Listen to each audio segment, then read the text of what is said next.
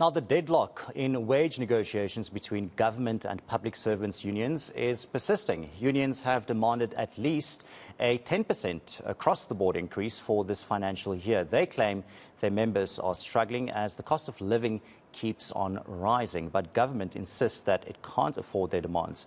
To discuss this further, we are now joined by Simon Hlungwane, Denosa President. Thank you so much, Simon, for taking the time to chat to us today. It's been a back and forth between you and government regarding wage negotiations. Where are we now? Thank you, Baran, for having us, and we greet the viewers. Well, as you might know, we started the negotiations in May. To date, all we can say is that after the back and forth and several attempts to get the employer to give us more, the employer has finally withdrawn their offer. Of the one that was at the latest was 3% plus gratuity. And we have, as Labour, filed the dispute. So the matter is currently processing underway for conciliation, which must happen within the 21 days period as prescribed by law. But essentially is that currently the employer is offering nothing because they've withdrawn whatever they were offering, which was at currently 3%. So it means our own government that claims to be a caring employer has finally said they have nothing to give us anymore. So that's where we are.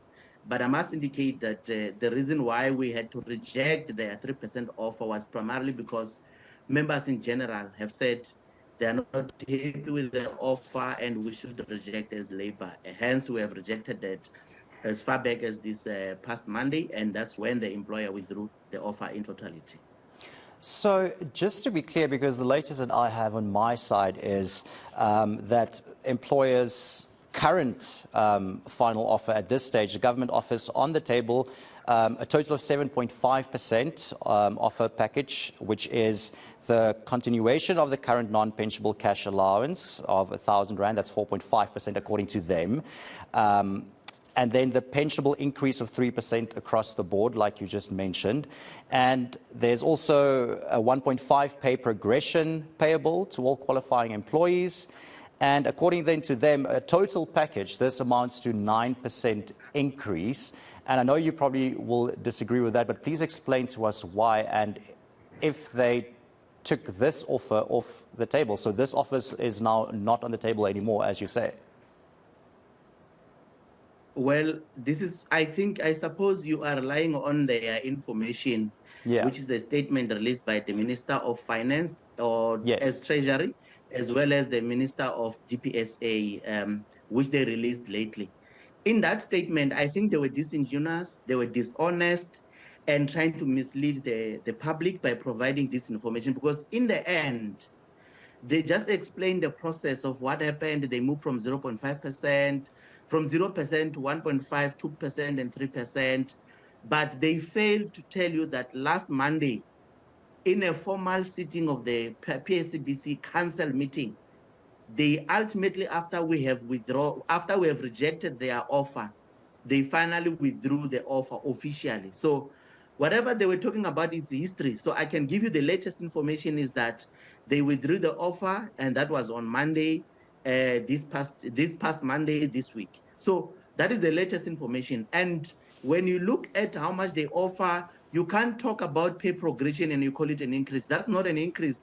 Pay progression is provided for in the PMDS policy, which is separate from an increase. So they can't even include that one. But they are doing it because they want to mislead you who do not understand probably what do we mean by, or what is the framework of the increase. What we're talking about is the COLA. The issue of gratuity. At any rate, the gratuity that is currently in place is informed by the resolution that we signed last year. That's why it's continuing. I don't know why they want to mislead the public, but all I know is that factually, they have officially withdrawn the offer as far back as the past Monday. So they should have, at the end of that statement, that they seek to get public sympathy. They should have also informed you that they have formally withdrawn the offer. So if you want to verify what I'm saying, you can check with the General Secretary of the Council Mr. Firkiti Brain, he will then tell you that on record of council, the employer, the so-called caring government, has withdrawn the offer. They think the public servants deserve nothing. That's what they have done so far. So those are the facts, and it cannot change because they are misleading the public. But we say they have officially done that. Conciliation maybe will unlock or bring them back to the table and still want to offer it. We would appreciate if it can start from that. But officially, they have withdrawn the offer. So, Simon, you are saying that you are now willing to go back to the negotiating table. And if so, what's next? What will you be negotiating? What's going to happen now between you and government? Look, we were willing to negotiate, and we have never ran away from negotiations. On Monday, when we rejected the offer, it was the employer who chose to withdraw the offer, because they had options. When we reject the offer, they had an option of keeping the offer and negotiate with us, or they could withdraw the offer. It is in the provision of the council constitution, it's allowed. But they opted to withdraw the offer, which is what I'm saying. They failed to tell the public, in as much as they want your sympathy, they also failed to tell you that they chose the shortest route, which was to withdraw the offer, instead of choosing an option of saying, let's negotiate further with you. So that's what I'm saying. They have disengaged from us. However, what it means is that once we have filed our papers for a dispute, it means that the Secretary of Council is going to schedule and appoint a conciliator so that we'll have conciliation. They are still allowed through conciliation to can still bring any offer, or if they want to negotiate, because in conciliation, it's where the conciliator as a middle party is going to try and give us or help us to find one another as a middle ground of some sort. So we are willing to do that. We have never disengaged. We have never not willing to engage.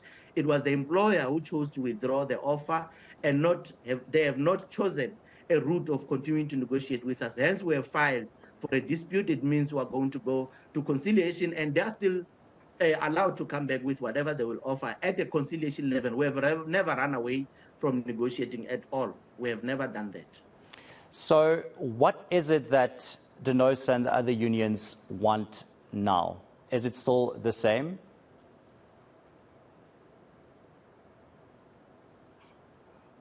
Well, unfortunately, when the employer withdraws from the offer, it then means they have nothing to offer.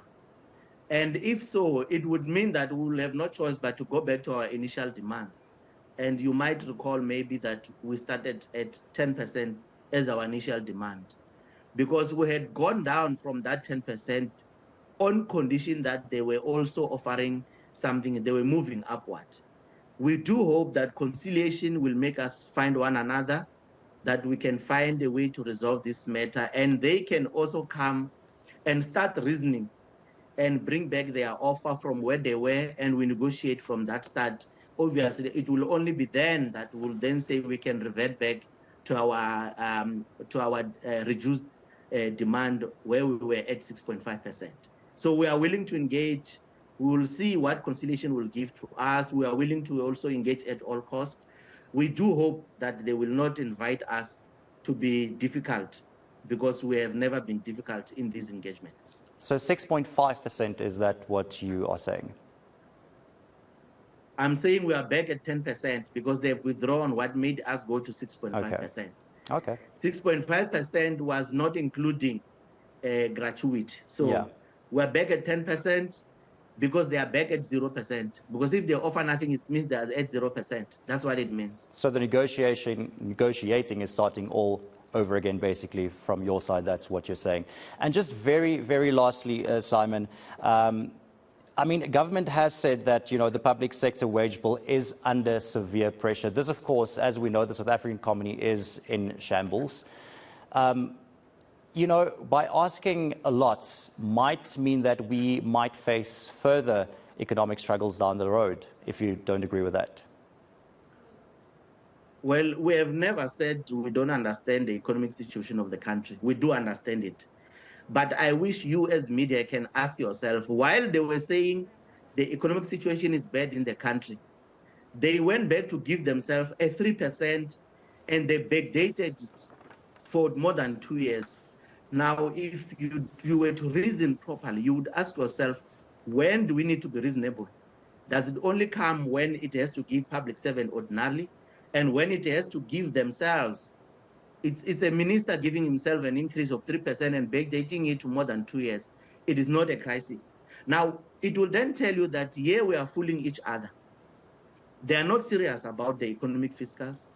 They are not serious about improving our economic performance, or in order to deal with our economic crisis. If they were serious, they would know that they need to come up with different policies that are not going to be austerity measures and the microeconomic policy choices that they have made, because the austerity policy does not improve economic performance. It does not give rise to the SMMEs being able to employ more people and having a lot of money around and circulating, so that we can increase in terms of taxation back to government, as well as leaving out or releasing some monies back to the fiscals, or even back to the circulation. I can give you an example.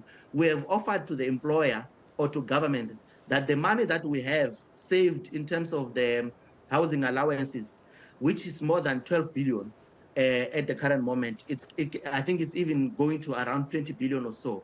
We are saying we're proposing a government employee housing scheme, which can help us remove all that money from the savings scheme and circulate and assist the whole value chain of the housing development itself, so that we can revive our economy. It is us who are saying, that is our money, let it be released. But in order for it to be released, create a scheme where public servants can get a housing bond which is cheaper and affordable for all of us, so that we can be able to circulate that money and will beneficiate, whether you talk about the production of bricks, windows, anything. But the whole scheme is to say, let's revive our economy, and we're committed to do so. We are saying, we are hoping that they will be also committed to do their part by ensuring that at least public servants will be remunerated and cushioned, because you remember in 2020, we received no increase at all. In 2021, there was no increase against the baseline. And in 2022, we are saying, can they give us something at least, so that we also feel the pressure and are cushioned from these difficulties as well. Thank you very much. All right. Thank you so much, Simon. I wish you luck with all of your negotiations with government.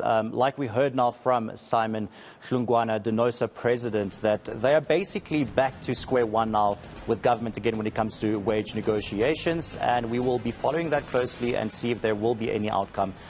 Basically, what DENOSA and the other unions are saying is that they want a 10% increase. And we are yet to find out what government, again, has to offer.